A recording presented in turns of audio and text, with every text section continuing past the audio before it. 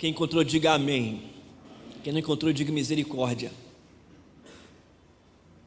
Antigamente se dizia isso, né? Atos 14, a partir do versículo 21, assim diz a palavra de Deus. E tendo anunciado o evangelho naquela cidade, feito muitos discípulos, voltaram para Listra, Icônio e Antioquia, fortalecendo a alma dos discípulos, exortando-os a permanecer firmes na fé e mostrando que, através de muitas tribulações, nos importa entrar no reino de Deus. E provendo-lhes em cada igreja a eleição de presbíteros, depois de orar com jejuns, os encomendaram ao Senhor em quem haviam crido. Atravessando a Pisídia, dirigiu-se para a Panfilha, e tendo anunciado a palavra em Perge, desceram a Atália, e dali navegaram para Antioquia, onde tinham sido recomendados a graça de Deus para a obra que haviam já cumprido. Vamos orar, só até aí, vamos orar. Querido Deus, amado Pai, nós lemos a Tua palavra e te pedimos, ó Deus, nesse momento, a iluminação do Teu Espírito Santo, para compreendermos, ó Deus, a palavra do Senhor. Que o Teu Evangelho, que a Tua palavra, de fato, Senhor Deus, possa criar raízes na nossa vida, em nosso coração, no meio de nós, nessa igreja, e que a palavra do Senhor, de fato, Senhor, possa mudar, moldar, nos transformar, segundo a Tua vontade, para o Teu propósito em nossa vida, como também em nossa igreja. Nós te pedimos isso em nome de Jesus, amém. Meu querido irmão, será que você já ouviu ou lembra daquele ditado que diz: começar é fácil, difícil é terminar? Começar é fácil, difícil é terminar. Você já ouviu falar desse ditado? Lembra? Iniciar é fácil, difícil é terminar.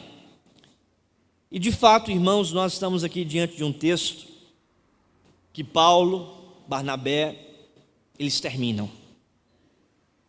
Eles iniciam a obra que Deus havia chamado. Eles terminam essa obra no que concerne à primeira viagem missionária do apóstolo Paulo, juntamente com Barnabé. Iniciar é fácil, difícil é terminar. Eu me lembro que no início do meu ministério, antes mesmo de ser ordenado, quando eu estava no primeiro ano do seminário, o pastor disse: olhe, lembre-se, Otávio, o importante não é nem começar, mas é terminar bem. É terminar bem. Nós estamos então diante de um texto que Paulo, ele termina juntamente com Barnabé essa primeira viagem missionária, e eles cumprem a missão que Deus havia lhe confiado ao apóstolo Paulo. É certo que alguns desistiram dessa missão, porque, como nós lemos no capítulo anterior, João Marcos, que tinha ido também juntamente com Paulo e Barnabé, desistiram da viagem missionária e retornaram, e retornou para Jerusalém. Durante o processo, durante a jornada, alguns concluem, alguns terminam, outros desistem, outros abandonam. Como, por exemplo, João Marcos, que retornou para Jerusalém. No entanto, nós percebemos que Paulo e Barnabé, eles persistem na missão, eles permanecem na missão, tendo em vista as adversidades e os obstáculos. Paulo e Barnabé continuam pregando a palavra, continuam plantando igrejas. Eles plantam a igreja na cidade de Icônio, eles plantam a igreja na cidade de Antioquia da Pisídia, eles plantam a igreja na cidade de Listra. E note, irmãos, que lá na frente a gente vai ouvir falar sobre o jovem Timóteo, que era da cidade de Listra. Então, eles plantam igrejas nessa região chamada de região da Galácia, que é província de Roma, ali nessa parte norte, ao norte de de Israel. Eles enfrentam obstáculos, dificuldades, enfermidades, eles enfrentam objeções por parte dos judeus, por parte dos gregos, eles enfrentam perseguições, eles saem de Icônio perseguidos, e Paulo sai justamente fugido porque estavam tentando apedrejá-lo. Só que eles chegam na cidade de Listra, e Listra, Paulo é quase apedrejado à morte, tanto é que diz o texto que tendo dado como morto, foram embora. Mas lá também ele é sarado, curado, os irmãos tratam as suas feridas. Então, diante de tantos obstáculos na missão do plantio de igrejas, Paulo e Barnabé não desistem, eles permanecem e cumprem a missão dada ao Senhor nessa primeira viagem missionária, exatamente no texto que lemos. E o ponto central, final, que trata acerca disso, está aí no versículo 26, o último versículo que lemos, quando diz o texto: e dali navegaram para Antioquia, e essa Antioquia era a Antioquia da Síria, a igreja em Antioquia que enviaram Paulo e Barnabé. Retornaram para Antioquia, onde tinham sido recomendados a graça de Deus para a obra que já haviam o quê? Cumprido, a obra que haviam já cumprido.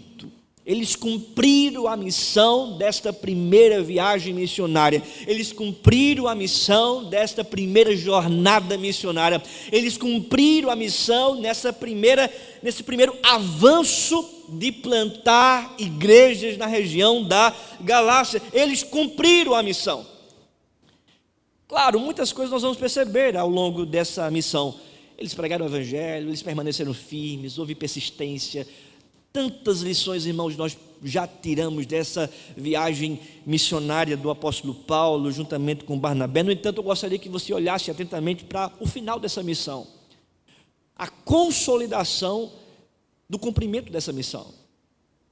Porque esse texto, portanto, a parte final mostra que eles cumpriram a missão diante da realização final. E o que eles fizeram então? Porque Lucas afirma isso, que eles cumpriram a missão diante desta realização final aqui no texto que lemos. Então vamos olhar para o texto.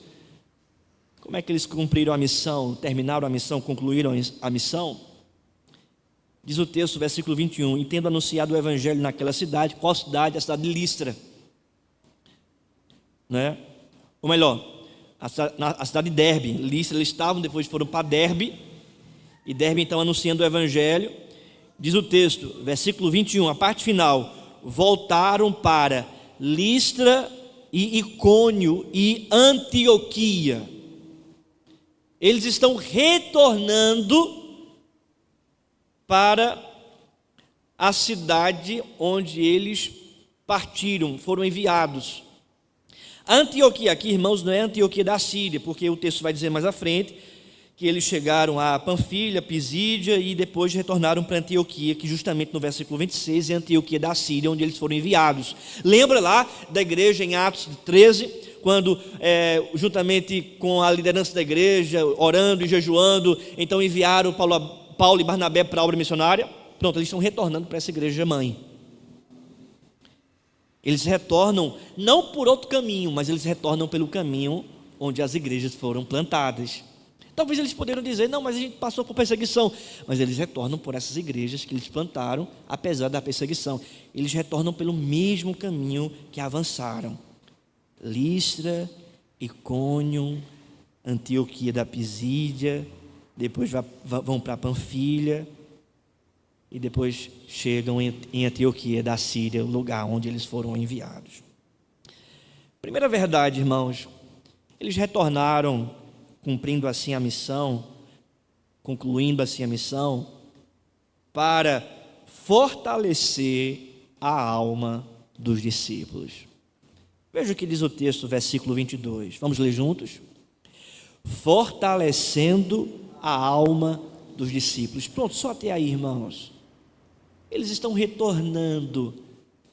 Listra, Icônio, Antioquia da Pisídia, Panfilha. Mas por que eles retornam pelo mesmo caminho? Porque eles retornam passando por essas igrejas que eles plantaram, apesar de ali existirem pessoas que queriam matar, queriam apedrejar, Por que eles retornam? Porque eles têm um propósito ainda para consolidar, fortalecer, irmãos, a alma dos discípulos.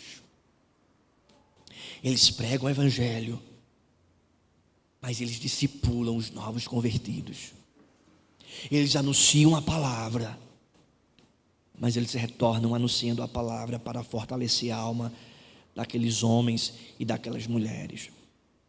Não é aqui aquele tipo de avanço missionário que em alguns casos acontece de ir pregar a palavra, ir embora e nunca mais voltar. Mas aqui eles vão, pregam a palavra, vão embora pregando a palavra em outros lugares, mas retornam para aquele lugar novamente para fortalecer a alma dos discípulos. Eles permanecem retornando para fortalecer essas igrejas, para nutrir essas igrejas, para aperfeiçoar essas igrejas, para direcionar essas igrejas, fortalecer a alma dos discípulos.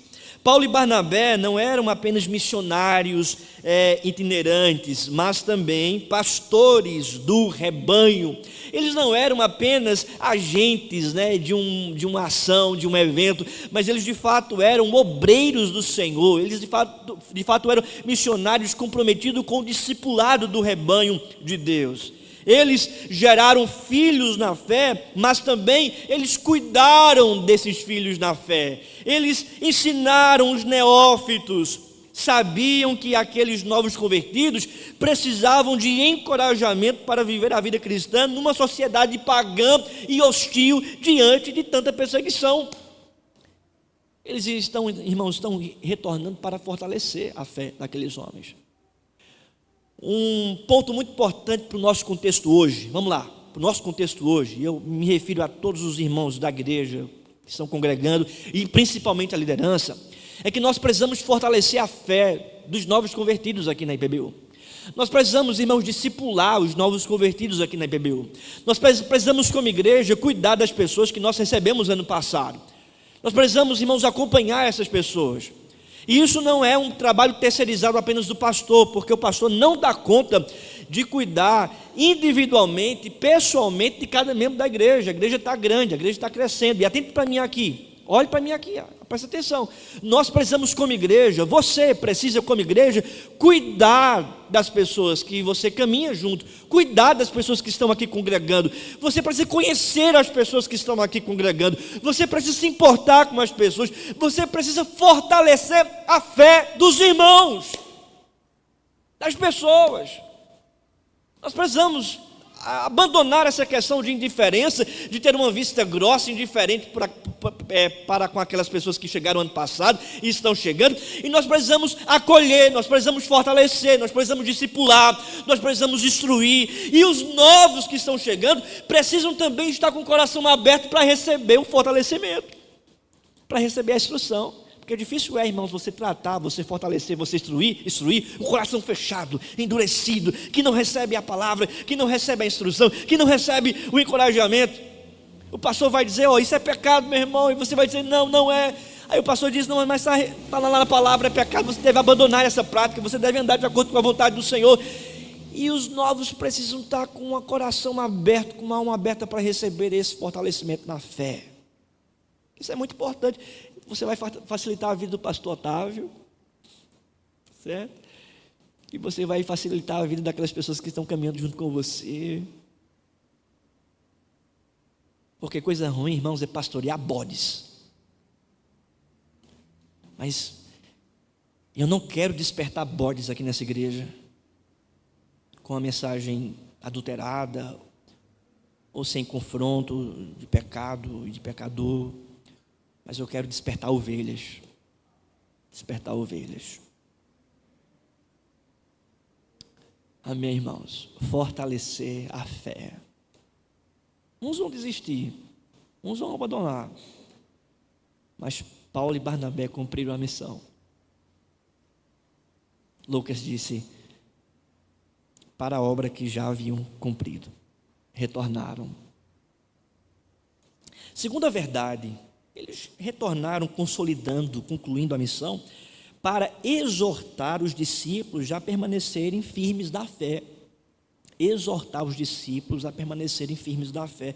Porque a segunda sentença do versículo 22 é esta, veja, versículo 22, atente aí para o texto, não tire os olhos do texto, fortalecendo as almas dos discípulos, exortando-os a permanecer firmes na fé, para exortar os discípulos a permanecerem firmes na fé. Então esse é a segunda verdade desse texto. Eles estão concluindo essa missão, e uma característica dessa conclusão é porque eles estão não apenas fortalecendo, mas exortando os discípulos a permanecerem firmes na fé.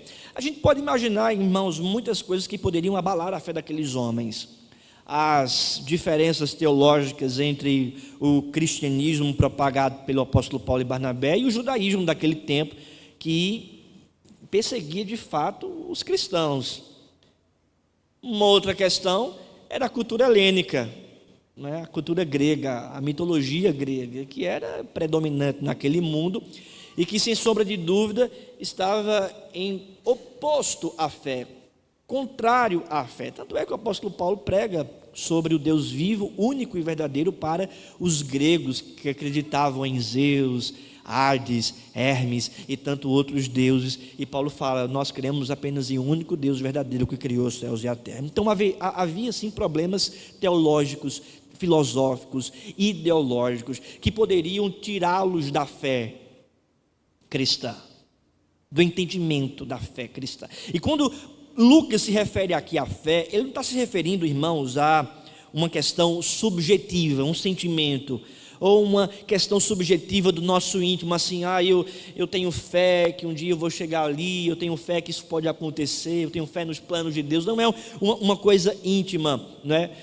Subjetiva, mas essa fé é a doutrina, essa fé é o arcabouço do Evangelho, essa fé é a verdade teológica, essa fé é o Evangelho pregado pelo apóstolo Paulo. Quando a palavra fé ela é apresentada, ela pode se referir ao dom da fé que o Espírito Santo concede ao pecador crer em Cristo Jesus, mas ela pode também se referir às verdades do Evangelho, às doutrinas apresentadas pelo apóstolo Paulo, por Barnabé, pela palavra de Deus, as verdades bíblicas. Isso também pode se referir à fé. Paulo, portanto, está se referindo a essa fé, a essas verdades bíblicas que foram anunciadas pelo apóstolo, pelo veterano apóstolo. Ou seja, Paulo está dizendo, eu estou voltando para encorajar vocês a permanecerem firmes, enraizados nessa verdade que vos tenho anunciado, que vos tenho pregado. Irmãos, nós vivemos em um contexto não muito diferente daquele tempo, porque tantas ideologias existem no nosso meio, tantas ideologias existem na nossa sociedade, filosofias, teologias, tantas coisas são pregadas aí fora, tanto do ponto de vista religioso, filosófico, sociológico, tanta coisa sendo pregada, sendo anunciada. Nós vivemos em uma sociedade plural, que é marca desse tempo pós-moderno que nós vivemos, o relativismo filosófico, prático. Não existe verdades absolutas, cada um tem a sua verdade, todo caminho leva para a mesma avenida, todo mundo tem o seu Deus, mas é o mesmo Deus para todo mundo. São verdades, que se revelam como verdades, mas que são mentiras apresentadas como verdades que o mundo tem propagado por aí. No entanto, nós precisamos, irmãos, orientar uns aos outros, cuidar uns dos outros, fortalecer uns aos outros, mas também encorajar uns aos outros, para que a igreja permaneça firme no Evangelho, firme na palavra de Deus, firme nessa graça que nós recebemos da parte do Senhor, nas verdades absolutas, no Evangelho da graça, no ensinamento da justificação pela fé, o arrependimento de pecados, o Espírito Santo que nos cela mediante a fé no Senhor Jesus, a missão que nós temos de anunciar as boas novas para o perdido, para todos. Nós vivemos em um tempo onde a cultura secular nos pressiona a abandonarmos os nossos princípios e valores cristãos bíblicos que recebemos da parte do Evangelho. No entanto, meu querido irmão, a palavra de Deus nos orienta a permanecermos firmes, enraizados nessas verdades nesses valores, nesses princípios. Terceira verdade, irmãos. Eles retornaram, concluindo o trabalho, para mostrar que a vida cristã não é uma colônia de férias. A vida cristã não é uma colônia de férias. Porque, perceba o que diz o texto, versículo 22 ainda: fortalecendo a alma dos discípulos, exortando-os a permanecer firmes na fé e mostrando que, vamos ler juntos? Através de muitas tribulações nos importa entrar no reino de Deus. Através de quê, irmãos? Muitas tribulações. Não é possível. Muitas tribulações. Não quero tribulação, pastor. Não quero problema para a minha vida. Não quero dificuldade para a minha vida. E aí, gente, tem igreja que se levanta e que nasce justamente para satisfazer o ego e os anseios do coração do homem. Igreja que se levanta, que nasce, que é plantada justamente para dizer aquilo que você quer ouvir. Você não vai ter aflição, você não vai ter tribulação, você não vai ter dificuldade, você sempre vai ter dinheiro no seu bolso, você sempre vai ter vitória, você vai andar sempre em triunfo, é só sucesso, alegria, felicidade. Igrejas se levantam para nutrir aquilo que você deseja ouvir, aquilo que você quer. E está cheio de gente ouvindo aquilo que quer ouvir, que entra em templos aí para ouvir aquilo que quer ouvir. No entanto, irmãos, a palavra de Deus diz que a vida cristã não é só coisas boas, mas na vida cristã há tribulações. Não é uma colônia de férias. Plantar a igreja não é colônia de férias. Viagem missionária não é retiro, não é acampamento, não é férias. Viagem missionária é tribulação, é árduo, é difícil. Nós estamos aqui, irmãos, plantando essa igreja desde o ano passado, não é verdade? E talvez você que tem chegado agora, ou tem visto apenas das coisas que acontecem visivelmente, de aparência, talvez você diga: é só coisa boa, não temos tribulações. E não é verdade. Quantas tribulações já não passamos o ano? Completamos o ano. Quantas dificuldades já passamos? Não é, Reginaldo? Tiago, quantas dificuldades? Não é? Quantas tribulações, né, primeiro? Quantas dificuldades? Quantas lágrimas já não foram derramadas aqui? Aflições, ausências, carências. Nós passamos, irmãos, por tribulações, por dificuldades. No entanto, conforme diz a palavra, nos importa entrar no teu reino através das tribulações. Ou seja, a dinâmica do reino aqui, que já começou, que já iniciou, que já foi inaugurado pela primeira vinda de Cristo, ela acontece através de tribulações. Assim como perseguiram Jesus, também irão nos perseguir. Assim como perseguiram a pessoa do Evangelho, que é Cristo, também irão perseguir a igreja, irão perseguir o avanço da igreja, irão perseguir o plantio de igrejas, irão tentar fazer de tudo para abafar a verdade da igreja, a voz da igreja, a mensagem da igreja, para impedir o avanço do reino através do Evangelho sendo pregado pela igreja. Irão fazer de tudo, irmãos. É por isso que as tribulações acontecem. As dificuldades acontecem. Alguns desistem, conforme vimos no início, né? Fácil é começar, difícil é concluir. Alguns desistem. João Marcos desistiu lá na Panfilha, quando Paulo e Barnabé, né, estavam indo para a região da Galácia, entrando nas montanhas. João Marcos: rapaz, eu vou voltar para Jerusalém, isso não é para mim não. No entanto, irmãos, a palavra de Deus diz que o reino é assim. Aqui, o reino de Deus tem essa característica, tem essa marca. Então, quando a tribulação chega, isso não deve gerar em nós aquele temor em relação à tribulação, ou aquele medo em relação à tribulação, ou aquela angústia em relação à perseguição, ou em relação a alguma dificuldade, mas isso deve gerar em nós a certeza, a convicção que nós estamos no trilho certo, no caminho certo, que a vontade de Deus está nos guiando, que Deus vai suprir todas as nossas necessidades, que no tempo certo Ele vai intervir, que Ele está cuidando, que Ele está dirigindo, que Ele está nos orientando, sustentando, porque isso é uma marca da igreja de Deus, da igreja que faz missão, de um cristão que age em missão, é a tribulação. Uma marca, uma característica, uma verdade. Amém, queridos? Isso deve gerar em nós essa convicção. Glória a Deus, porque estamos sendo de uma certa forma perseguidos, mas perseguidos porque estamos plantando uma igreja. Glória a Deus, eu estou sendo perseguido de uma certa forma porque eu estou falando do Evangelho. Glória ao teu nome, Senhor, porque eu estou sendo de uma certa forma perseguido, mas porque eu estou dedicando mais tempo à tua causa. Glória ao teu nome, Senhor, porque estão falando mal de mim. Eu estou sendo de uma certa forma perseguido, mas é por uma boa causa, é o teu reino, é a prioridade da tua palavra, é a tua verdade em minha vida. Eu serei perseguido sim, mas isso é glória, isso é louvor, isso é convicção de que estamos no caminho certo, no trilho certo, na verdade certa. Glória a Deus, irmãos. A quarta e última verdade, para fazer a eleição de presbíteros nas igrejas.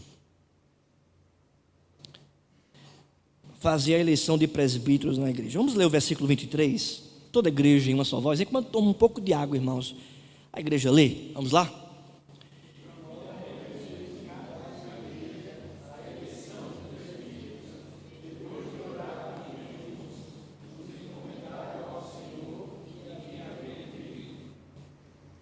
Veja, eles retornam para cada cidade para promover a eleição de presbíteros. Terça-feira, já alguns textos eu tenho orado e tenho pedido para a igreja orar, para que Deus nos oriente para a preparação de presbíteros e diáconos, que eu já tenho andado com esses irmãos desde o ano passado, mas que me oriente ainda mais no afunilar, né, na preparação mais eficaz, mais efetiva nesse ano, para que no próximo ano, no começo do próximo ano, eu possa promover a eleição de presbíteros e diáconos aqui na igreja. E justamente o texto da semana, da sequência, trata sobre isso. Eles retornam para promover a eleição de oficiais, e promovendo-lhes em cada igreja a eleição de presbíteros, depois de orar com jejuns.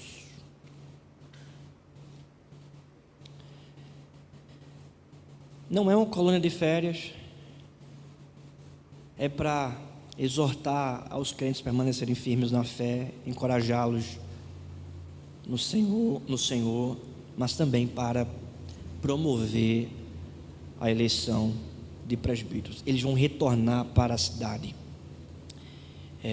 de Listra, Icônio, Derbe, vão se reunir com o povo de Deus, vão instruir, discipular e vão fazer assembleia para que a igreja eleja os seus oficiais. Não, irmãos, é justamente isso que eu estou fazendo, que vou fazer esse ano e no próximo ano. Discipular, instruir e promover a eleição de presbíteros. É isso que nós vamos fazer. E isso deve ser feito com oração e jejum.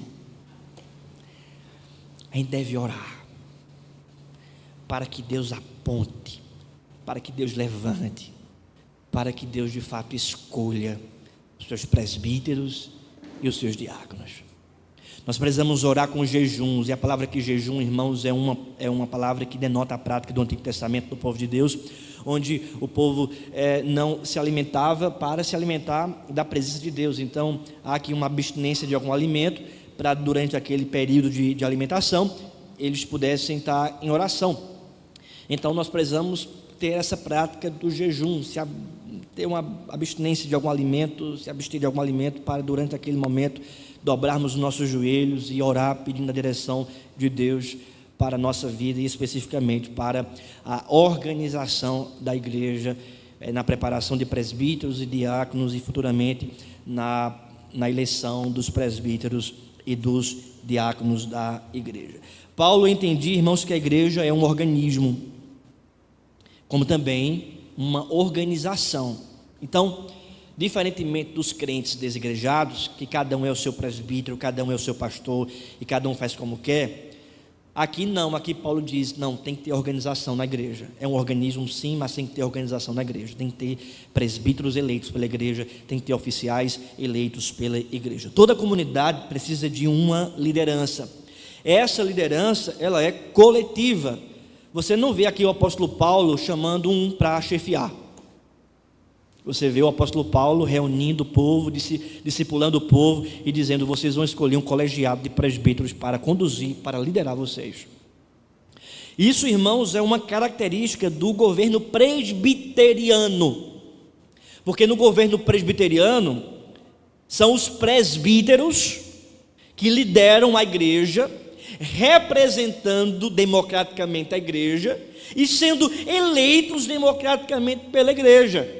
Você percebe, irmãos, o modelo aqui de governo da igreja, o modelo presbiteriano. São presbíteros que lideram a igreja, democraticamente representando a igreja e eleitos democraticamente pela igreja. Não é um que manda, não é um, entre aspas, um ungido de Deus que vai dizer o que é, o que não é, que vai determinar ou decretar. Não, é um colegiado, é um conselho, pastores, presbíteros, diáconos, que estão juntos ali, tomando as decisões democraticamente, refletindo assim o sistema de governo bíblico,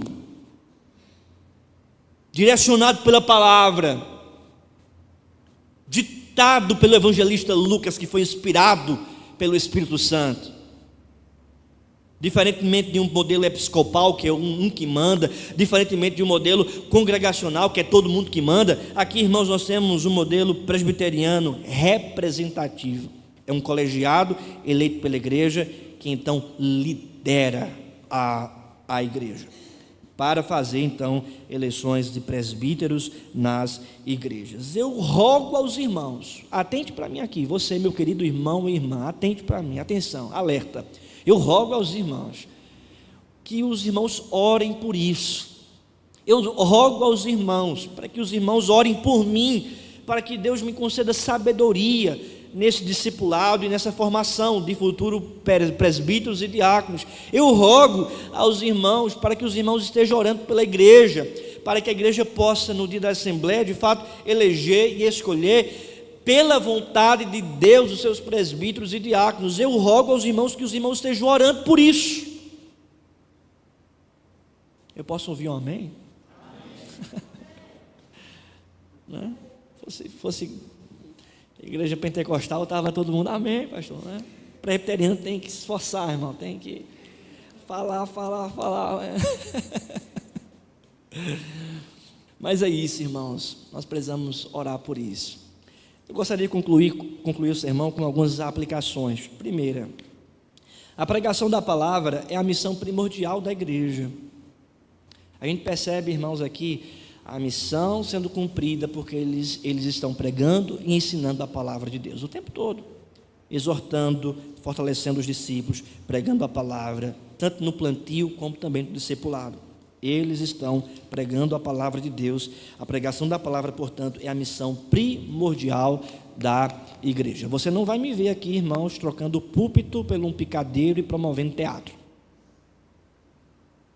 Você não vai me ver aqui substituindo o púlpito da igreja e transformar em um palco de show. Você não vai me ver fazendo isso aqui, não. Mas você vai me ver pregando a palavra, pregando o evangelho, anunciando a palavra, porque a palavra de Deus, irmãos, é a metodologia ensinada nas Escrituras para o anúncio da mensagem da palavra. Você não vê aqui Paulo, Barnabé fazendo grupo de teatro para fazer uma peça teatral em Listra, que era uma cidade grega bastante influenciada pela cultura helênica, embora era cultural naquela época ter muitas peças teatrais, mas você não vê isso. Você não vê também Paulo e Barnabé montando um grupo, uma banda para promover o evangelho dessa forma. Eu não estou me referindo aqui, irmãos, às ações da graça comum de Deus, onde isso é legítimo, não há problema, mas eu estou me referindo aqui à questão primordial. E a questão primordial é a pregação genuína do evangelho. Ler as Escrituras, explicar as Escrituras e aplicar as Escrituras. Conforme diz a palavra, irmãos, 1 Coríntios 1:21, visto como na sabedoria de Deus o mundo não conheceu por sua própria sabedoria, aprove a Deus salvar os que creem pela loucura da pregação. É pregação. Aprove a Deus salvar os que creem pela loucura da pregação. Segunda aplicação, irmãos, as tribulações fazem parte da nossa missão como igreja. As tribulações fazem parte da nossa missão como igreja. Então a gente vai ter tribulação, vai ter dificuldade, vai ter aflição. No entanto, nós precisamos entender essa verdade, esse conceito de que nós estamos no caminho certo. Tribulação não é sinônimo de falta de Deus, pelo contrário, a tribulação é sinônimo de que Deus está presente, que estamos sendo perseguidos por causa disso, por causa da palavra. E aqui eu estou me referindo ao avanço do evangelho, à pregação da palavra. Não estou me referindo a pecado. Fulano pecou, fez uma coisa errada, fez uma coisa que não está prescrita na palavra, estou sofrendo as consequências do meu pecado, é tribulação. Não é esse tipo de tribulação que eu estou falando. Estou falando de perseguição em relação ao evangelho, ao avanço da igreja, ao crescimento da igreja. E quando isso acontece, irmãos, é porque Deus está conosco, é porque Deus está atuando, porque Deus está trabalhando, porque o próprio Jesus Cristo disse isso: no mundo tereis aflições, mas tende bom ânimo. A terceira e última aplicação: os ofícios bíblicos são imprescindíveis para a saúde espiritual da igreja.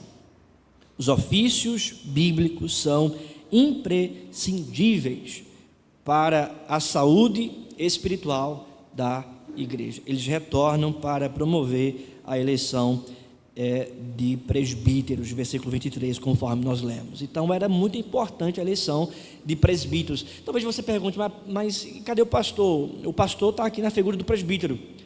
Na igreja presbiteriana eu sou um presbítero docente. Existem presbíteros regentes. O presbítero docente é aquele que cuida do ensino. O presbítero regente é aquele que cuida da administração. Paulo fala sobre isso, escrevendo sua carta a Timóteo. O presbítero docente, que se dedica exclusivamente ao ensino da palavra, que ele seja merecedor de dobrados honorários, ou seja, de salário, né?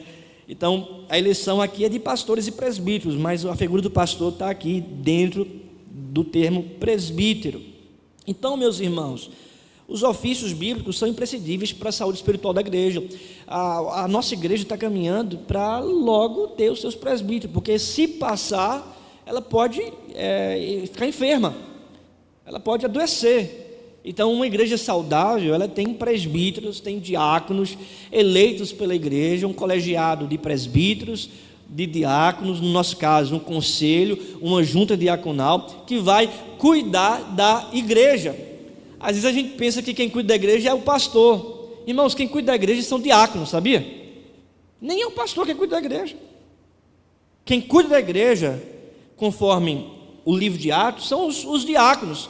Porque quando em Atos 6 as viúvas estavam sendo esquecidas na cesta básica, eles foram falar com os apóstolos, né? Que eram a liderança ali como presbíteros, porque os apóstolos passaram essa função para presbíteros. Paulo diz isso: aquilo que você de mim aprendeu, transmite a homens fiéis, aos presbíteros e pastores. Mas os apóstolos falaram: vocês devem eleger aí os diáconos que vão cuidar de vocês e vão cuidar das viúvas. Então quem cuida mesmo da igreja não é nem o pastor, é o diácono. Você, meu querido irmão, que está no apoio, né? Que está aí andando juntamente com a gente, né? Com o Ramon, né? Comigo, que participa, que está... Você está sendo chamado, querido, para cuidar do rebanho de Deus, para cuidar do povo de Deus, para assistir os necessitados. E é importante também que a igreja entenda isso, porque a igreja quer que o pastor esteja, muitas vezes, cuidando, né, de certas atividades que não competem a ele, enquanto é uma competência do diaconato, em certas competências do presbítero regente, e tem certas competências do presbítero docente. Isso não quer dizer que eu não possa cuidar, vou visitar e faço. Eu visito, eu oro, eu ajudo, eu procuro fazer. Mas, irmãos, se eu substituir essa função da docência pela função da diaconia, eu estarei pecando contra Deus. É por isso que eu tenho que priorizar a função da docência. E eu peço que os irmãos compreendam isso, que o apoio, a mesa, o futuro conselho, os futuros presbíteros, os futuros diáconos compreendam isso, para me auxiliar na regência da igreja, administração da igreja, auxiliar na diaconia da igreja, em cuidar do povo de Deus, para que o pastor possa ter, de fato, tempo para orar, estudar e assim alimentar a igreja pela pregação genuína da palavra de Deus. Amém, irmãos? Posso contar com os irmãos com isso? Amém? Oh, glória! Irmãos, os ofícios bíblicos são imprescindíveis para a saúde espiritual da igreja. Eu faço essa pergunta para você que começou no trabalho de plantação. Você vai terminar? Você que está congregando conosco, você vai concluir? Lembra do ditado? Fácil é começar, difícil é terminar. Como é que nós vamos terminar? Como é que nós vamos concluir? Meus irmãos, que os nossos olhos estejam fitos em Paulo e Barnabé, e que pela graça de Deus e pelo Espírito Santo do Senhor, Deus faça com que cada um de nós, que a gente possa concluir essa missão que Deus nos confiou.